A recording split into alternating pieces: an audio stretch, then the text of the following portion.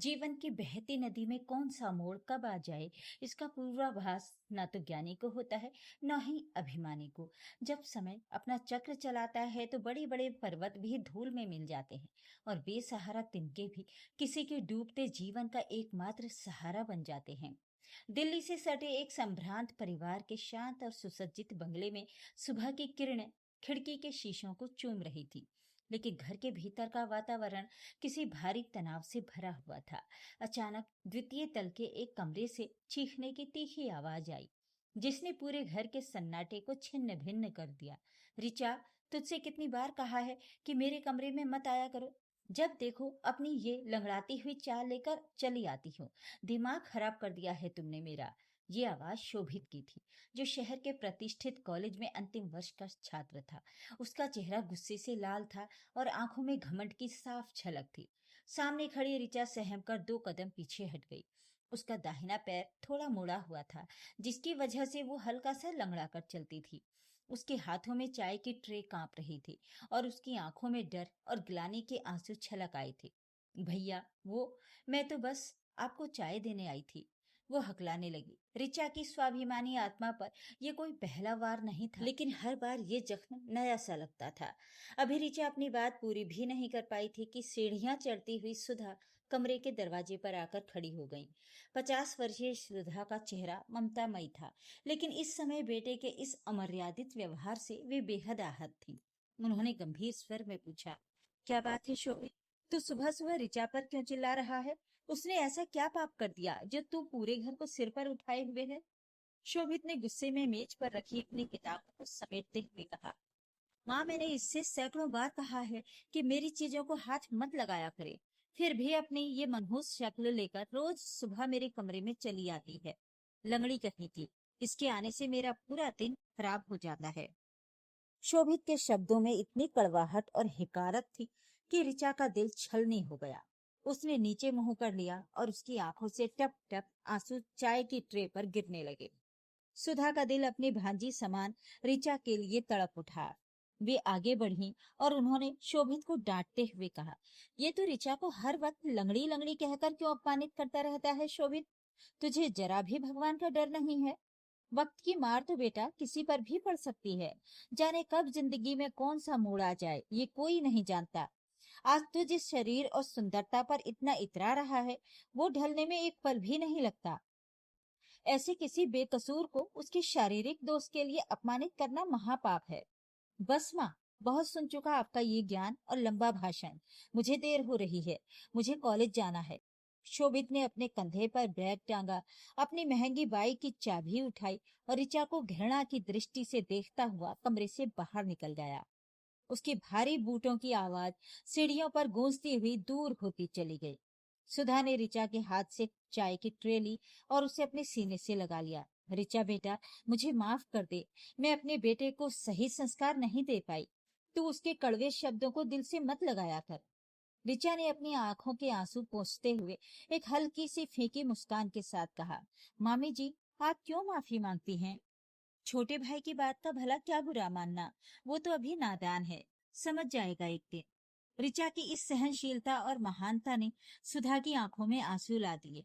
वे अतीत के गर्त में खो गईं, सोचने लगी कि समय कितना बलवान है। आज से लगभग 18-19 साल पहले की घटनाएं उनके आंखों के सामने किसी चलचित्र की भांति घूमने लगी।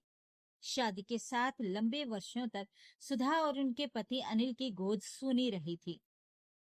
ढेरों मन्नतें, पूजा पाठ और डॉक्टरों के चक्कर लगाने के बाद जब डॉक्टर ने सुधा को ये खुशखबरी दी कि वो गर्भवती हैं, तो पूरे परिवार की खुशी का ठिकाना नहीं रहा था। अनिल, जो एक सफल व्यवसायी थे, खुशी से इतने पागल हो गए थे कि उन्होंने बच्चे के जन्म से महीनों पहले ही पूरे घर को रंग बिरंगे खिलौनों, छोटे छोटे कपड़ों और झूलों से भर दिया था। लेकिन खुशी के उन पलों के बीच अचानक एक कठिन परीक्षा आ खड़ी हुई। गर्भावस्था के 5वें महीने में डॉक्टर ने जांच के बाद गंभीर चिंता व्यक्त की। डॉक्टर ने स्पष्ट कह दिया था कि प्रेगनेंसी में बहुत भारी कॉम्प्लिकेशंस हैं। अगर सुधा ने अगले 4 महीनों तक पूरी तरह से बेड रेस्ट नहीं किया, तो माँ और बच्चे दोनों की जान को खतरा हो सकता है। उस समय सुधा के सामने बहुत बड़ा संकट खड़ा हो गया था। उनकी अपनी माँ का देहांत वर्षों पहले हो चुका था और उनकी सास बहुत बूढ़ी और अस्वस्थ थी। घर में कोई ऐसा नहीं था जो सुधा की देखभाल कर सके, उन्हें समय पर दवाइयां दे सके और घर संभाल सके। अनिल भी व्यापार के सिलसिले में अक्सर व्यस्त रहते थे। तभी इस अंधकार में समय में एक देवदूत का आगमन हुआ। अनिल की दूर की बहन मीरा, जो कि ऋचा की माँ थी, उन दिनों भारी संकट में थी। मीरा के पति का असमय देहांत हो चुका था और वे अपनी 2 वर्ष की नन्ही बेटी ऋचा को लेकर अपने मायके में भाई और भाभी के आश्रय में रह रही थी। मायके में भाभी का व्यवहार मीरा के प्रति कुछ खास अच्छा नहीं था। जब अनिल की मां ने मीरा को फोन करके बहू सुधा की गंभीर स्थिति और लाचारी के बारे में बताया, तो मीरा का भावुक हृदय तड़प उठा। उन्होंने बिना एक पल की देरी किए कहा, क्यों परेशान होती हो चाची? अनिल भैया भी तो अपने ही है ना। मेरी अपनी गृहस्थी तो उजड़ ही चुकी है। क्या मैं अपने भैया भाभी के काम नहीं भी नहीं आ सकती? अगले ही दिन मीरा अपनी 2 साल की मासूम बच्ची ऋचा को अपनी भाभी की गोद में छोड़कर अकेले ही सुधा की सेवा के लिए उनके घर आ पहुंची। मीरा ने सुधा को एक पल के लिए भी अकेला नहीं छोड़ा। सुबह से लेकर रात तक वे सुधा के सिरहाने बैठी रह गई। समय पर उन्हें गरम गरम पौष्टिक भोजन कराना, डॉक्टर की हिदायत के अनुसार दवाइयां देना, उनके बाल संवारना और उनके पैरों की मालिश करना, ये सब मीरा ऐसे प्यार से करती थी जैसे कोई छोटी ननद अपनी बड़ी भाभी की निस्वार्थ सेवा करती है। महीनों की इस कठिन तपस्या के बाद वो शुभ दिन आया जब सुधा ने एक स्वस्थ सुंदर बेटे को जन्म दिया, जिसका नाम रखा गया था शोभित। शोभित के जन्म के बाद भी मीरा ने अपना कर्तव्य समाप्त नहीं माना। वे जच्चा और बच्चा दोनों की देखभाल में दिन रात एक करने लगे। नवजात शोभित की तेल मालिश करना, उसे नहलाना और सुधा को जड़ी बूटियों का काढ़ा बनाकर पिलाना मीरा की दिनचर्या बन गया था। जब शोभित 3 महीने का हो गया और सुधा पूरी तरह स्वस्थ होकर अपने पैरों पर चलने फिरने लगी, तब मीरा ने वापस अपने मायके जाने की अनुमति मांगी। विदाई का वो दृश्य बहुत भावुक था। मीरा ने छोटे से शोभित को अपनी गोद में लेकर चूमा, उसकी नजर उतारी और फिर सुधा के गले लगकर फूट फूट कर रोने लगी। मीरा ने कांपते हाथों से सुधा के पैर छुए और बोली, भाभी, मुझसे अनजाने में कोई भूल चूक हो गई हो तो अपनी छोटी बहन समझकर माफ कर देना। सुधा की आंखों से आंसुओं की धारा बह निकली। उन्होंने मीरा को कस कर गले लगाया और कहा, मीरा, तूने मेरे और मेरे बच्चे के प्राण बचाए हैं। तेरा ये उपकार मैं जीवन भर नहीं चुका सकती। उसी समय अनिल ने आगे बढ़कर मीरा के सिर पर हाथ रखा और कहा, मीरा, तूने हमारे घर को खुशियों से भरा है। आज मैं तुझसे एक वादा करता हूँ, जब ऋचा थोड़ी बड़ी हो जाएगी तो उसका दाखिला शहर के सबसे अच्छे स्कूल में होगा और उसकी पहली कक्षा से लेकर उच्च शिक्षा तक का पूरा खर्चा मेरा होगा। ऋचा केवल तुम्हारी बेटी नहीं, मेरी भी बेटी है। समय का पहिया अपनी गति से घूमता रहा। अनिल ने मीरा से किया अपना वादा पूरी निष्ठा से निभाया। जब ऋचा 6 वर्ष की हुई तो अनिल ने उसका दाखिला शहर के सबसे प्रतिष्ठित कॉन्वेंट स्कूल में करवा दिया। ऋचा पढ़ने लिखने में बेहद होशियार थी ही, साथ ही वो खेल कूद और अन्य गतिविधियों में भी हमेशा अव्वल आती थी। उसकी बुद्धि और चंचलता देखकर पूरा परिवार खुश होता था। मीरा अपने भाई भाभी की छत्र छाया में अपनी बेटी के उज्जवल भविष्य के सपने बुन रही थी। लेकिन नियति को तो कुछ बहुत ही मंजूर था। जब ऋचा 7वीं कक्षा में पढ़ रही थी, तब एक काली शाम उसकी पूरी जिंदगी बदलने के लिए घात लगाए बैठी थी। वो शाम ऋचा के लिए किसी बुरे सपने से कम नहीं थी। स्कूल का वार्षिकोत्सव समाप्त होने के बाद ऋचा अपनी सहेलियों के साथ हंसती खिलखिलाती घर लौट रही थी। रास्ते में नगरपालिका का कुछ मरम्मत कार्य चल रहा था और सड़क के किनारे बिजली का एक भारी भरकम खंभा उखड़ा पड़ा था। शाम का अंधेरा घिर चुका था और सड़क की बत्तियां अभी जल नहीं पाई थी। अचानक ऋचा का ध्यान भटक गया और उसका दाहिना पैर सड़क पर फैले बिजली के एक नंगे ढीले तार में उलझ गया। वो तार सीधे बिजली के ट्रांसफार्मर से जुड़ा था, जिसमें करंट आ रहा था। जैसे ही ऋचा का पैर उस तार से टकराया, एक भयानक नीली चिंगारी उठी और एक जोरदार झटका ऋचा के शरीर से पार हो गया। ऋचा की दर्दनाक चीख से पूरी सड़क गूंज उठी।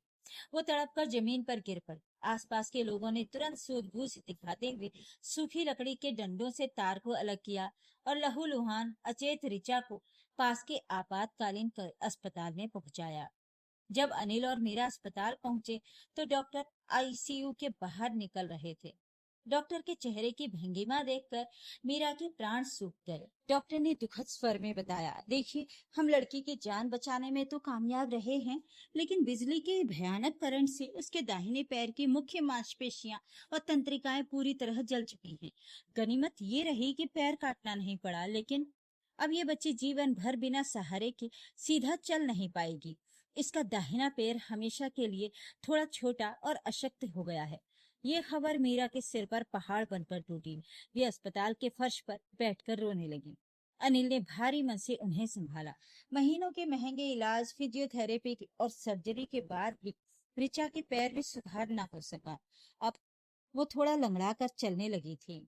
ऋचा का मनोबल टूट चुका था, लेकिन वो साहसी थी। उसने अपनी शारीरिक कमी को अपनी पढ़ाई के आड़े नहीं आने दिया।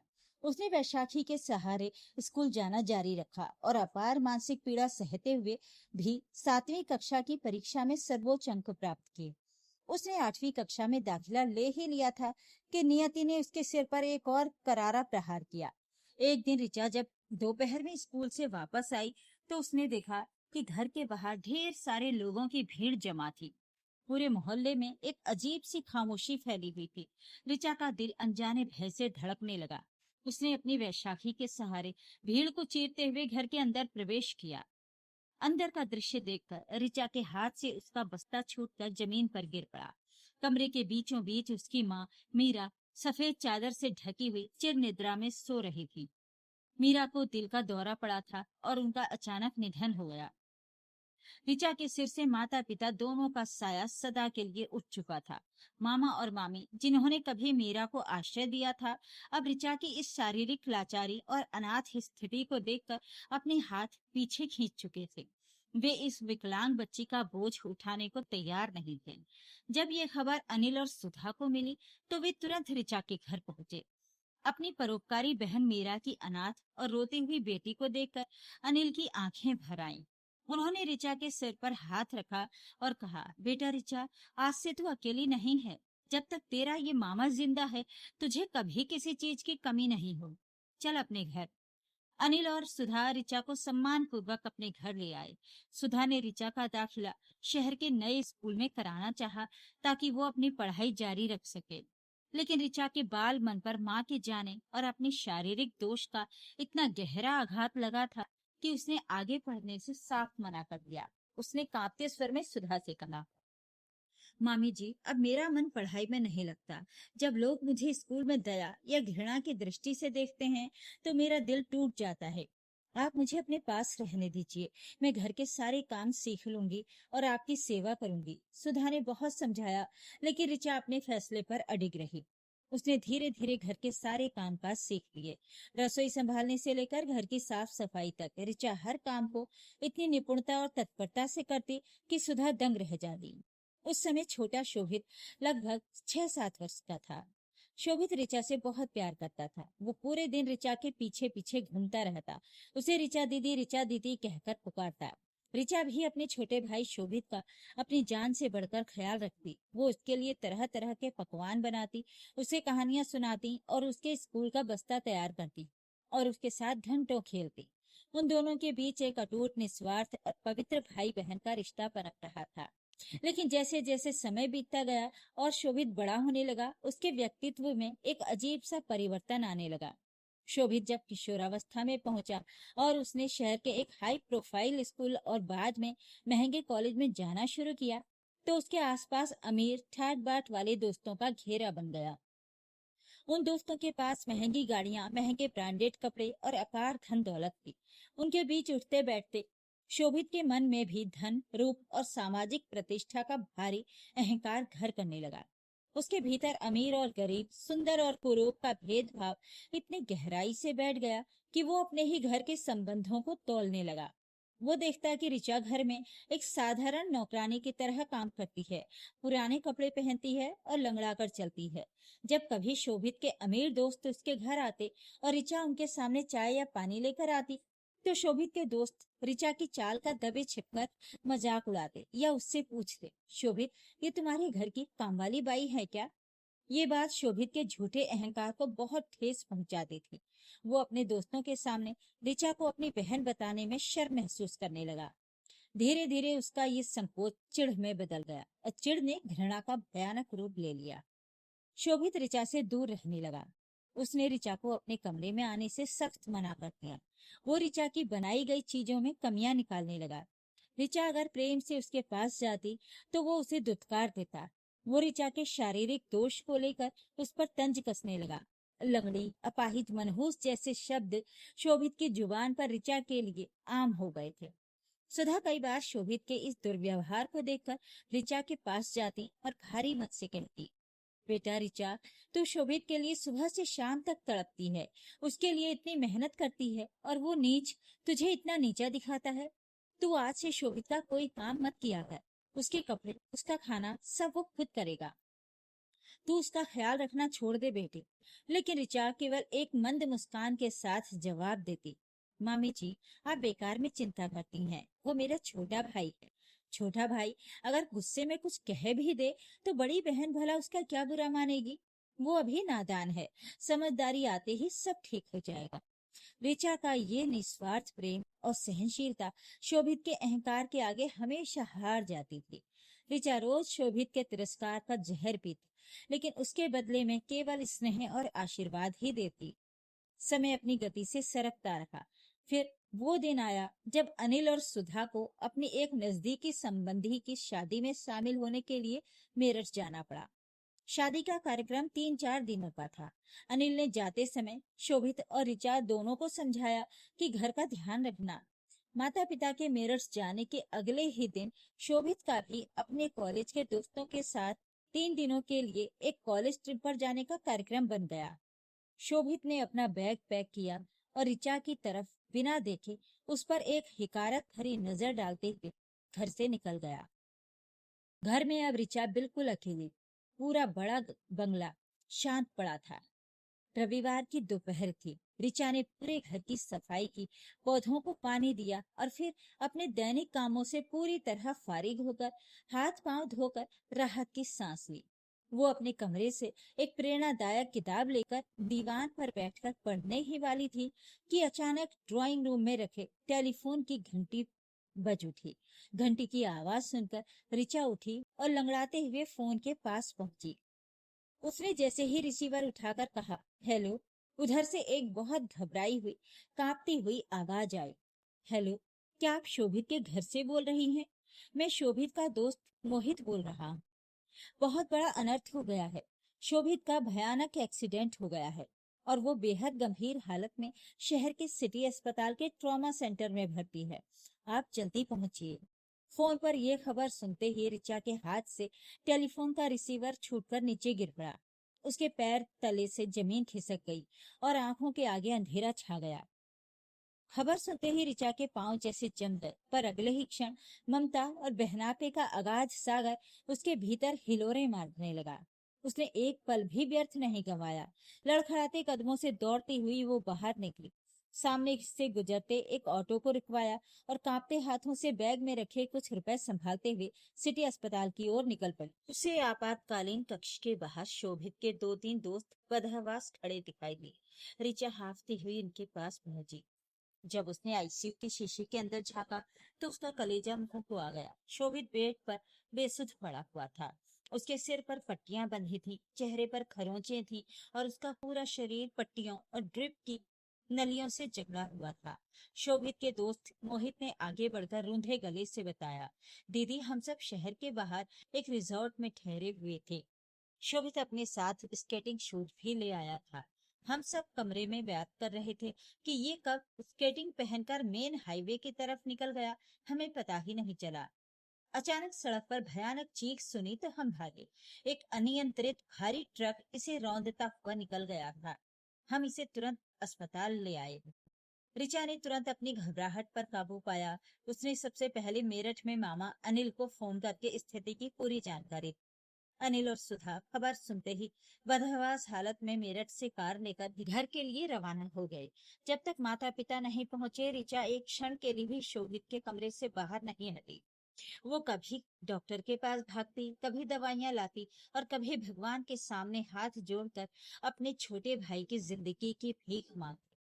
देर रात जब अनिल और सुधा अस्पताल पहुंचे तो सुधा बेटे की हालत देखकर पछाड़ खाकर गिर पड़ी। ऋचा ने उन्हें संभाला और सांत्वना दी। अगली सुबह जब शोभित को होश आया तो उसने अपनी धुंधली आंखों के सामने मम्मी पापा और डॉक्टरों की टीम को खड़े देखा। शोभित ने उनका सहारा लेकर उठने की कोशिश की, लेकिन वो 1 इंच भी हिल ना सका। उसे लगा जैसे उसके शरीर का निचला हिस्सा उसका साथ ही नहीं दे रहा है। मम्मी, पापा, मैं उठ क्यों नहीं पा रहा? मेरे पैर को क्या हुआ है? शोभित घबराकर चीखने लगा। डॉक्टर ने गंभीर चेहरा बनाते हुए अनिल को बाहर बुलाया और बताया, देखिए, दुर्घटना बहुत गंभीर थी। ट्रक के भारी टायर के भारी दबाव से शोभित के बाएं पैर की नर्व पूरी तरह दब गई है और रीढ़ की हड्डी के निचले हिस्से में गहरी चोट आई है। इसके कारण उसके बाएं पैर का हिस्सा पूरी तरह सुन्न हो गया है।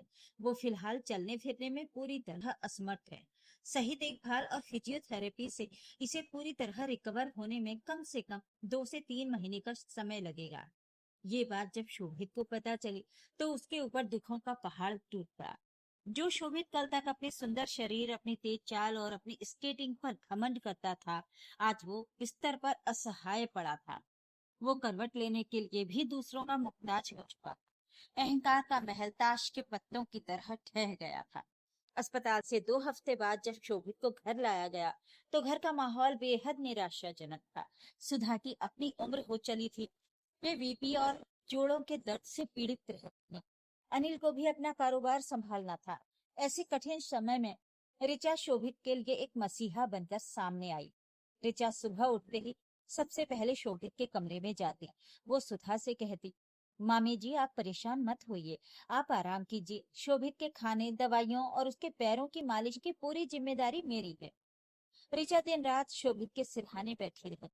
वो समय पर उसे दवाइयां खिलाती, अपने हाथों से उसे खाना खिलाती और डॉक्टर के बताए अनुसार रोज घंटों बैठकर उसके सुन्न पड़े पैरों की मालिश करती। बिस्तर पर पड़े पड़े शोभित जब ऋचा के थके हुए चेहरे और उसके लंगड़ाते हुए कदमों को देखता, जो केवल उसी की सेवा में दिन रात दौड़ रहे थे, तो उसका दिल ग्लानि से जलने लगता। उसे वे दिन याद आने लगे जब वो ऋचा को लंगड़ी, अपाहिज और मनहूस कहकर दुत्कारता था।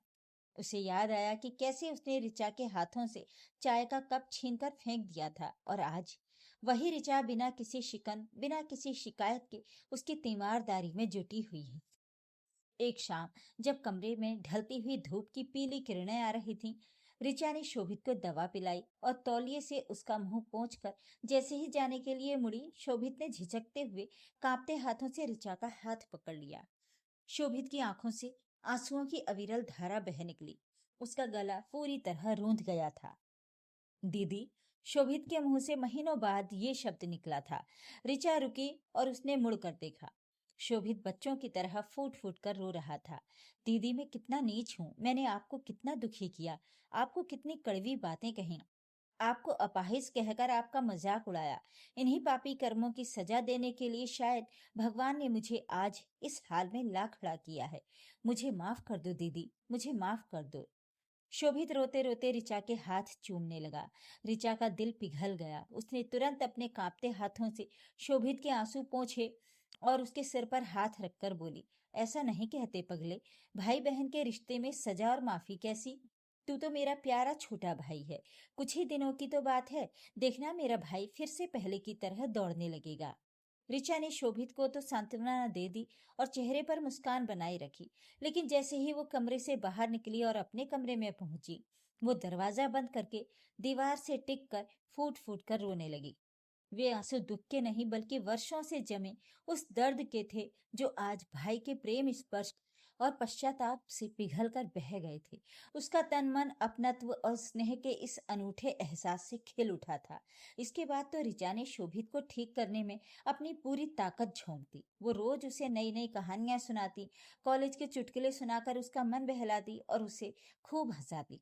उसके निस्वार्थ और अटूट सेवा का ही चमत्कार था कि 2 महीने के भीतर शोभित के पैरों में संवेदना वापस आने लगी।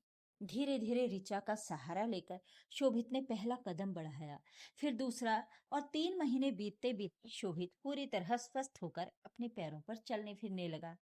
समय बीतता गया और पावन रक्षाबंधन का त्योहार आ पहुंचा। पूरा घर रंग बिरंगी रोशनी और फूलों से सजा हुआ था। ड्राइंग रूम में मधुर संगीत बज रहा था। थाली में दीपक, अक्षत, मिठाई और रेशम का सुंदर धागा सजाए ऋचा मुस्कुराती हुई आई। सामने सोफे पर शोभित बैठा हुआ था। ऋचा ने बड़े प्यार से शोभित के माथे पर तिलक लगाया, उसकी आरती उतारी और उसकी कलाई पर राखी बांध दी। शोभित ने अपनी दीदी के पैर छुए और उसे गले से लगा लिया। दूर खड़े सुधा और अनिल इस दृश्य को देख रहे थे। सुधा की आंखों में खुशी के आंसू थे।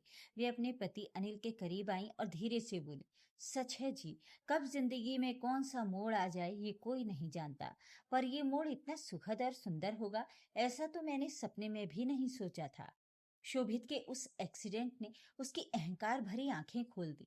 कल तक जो शोभित ऋचा की शक्ल भी नहीं देखना चाहता था, आज वो उसे दीदी दीदी कहते नहीं थकता। ऐसा लगता है जैसे इन दोनों का पिछले जन्म का कोई गहरा नाता हो। ईश्वर मेरे बच्चों को किसी की बुरी नजर से बचाए। ये कहते हुए सुधा ने उन दोनों की बलैयां ली तो अनिल भी मुस्कुरा दिए और पूरा घर एक असीम तृप्ति, प्रेम और पारिवारिक आनंद की मिठास से सराबोर हो गया। दोस्तों, जीवन में समय कभी एक जैसा नहीं रहता। जो व्यक्ति आज अपने रूप, स्वास्थ्य या संपत्ति के अहंकार में दूसरों का अनादर करता है, वक्त उसे ऐसे मोड़ पर लाकर खड़ा कर सकता है जहां उसे उन्हीं लोगों के सहारे की आवश्यकता पड़े जिन्हें वो नीचा समझता था। क्या शोभित का हृदय परिवर्तन केवल उसकी मजबूरी का परिणाम था या उसे वास्तव में अपनी भूल का एहसास हुआ था? अगर उसके साथ दुर्घटना न होती तो क्या वो कभी ऋचा के मूल्य और उसके प्रेम को समझ पाता? कमेंट करके ज़रूर बताइएगा। वीडियो को लाइक करें, शेयर करें और मेरे चैनल को सब्सक्राइब भी ज़रूर कर लीजिएगा। धन्यवाद।